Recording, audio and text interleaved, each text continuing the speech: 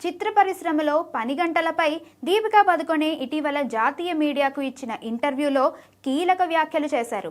ఇండస్ట్రీలో super star హీరోలు కొందరు రోజుకు 8 గంటలు మాత్రమే పనిచేస్తున్నారని అన్నారు.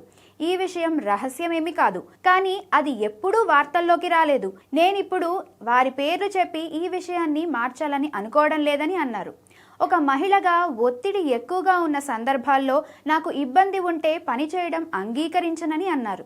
ఇది కొత్తేం కాదని, చాలాసార్లు ఇలాంటి పరిస్థితులు ఎదుర్కొన్నానని, దీని గురించి ఎలా చెప్పాలనేది నాకు తెలియడం లేదని అన్నారు. ఎన్నో పోరాటాలను నిశ్శబ్దంగానే ఎదుర్కొన్నానని, కానీ కొన్ని కారణాలతో అవి బయటకు వస్తుంటాయని అన్నారు.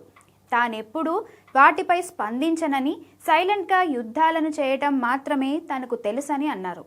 అలా చేస్తేనే గౌరవంగా ఉంటుందని తెలియజేశారు.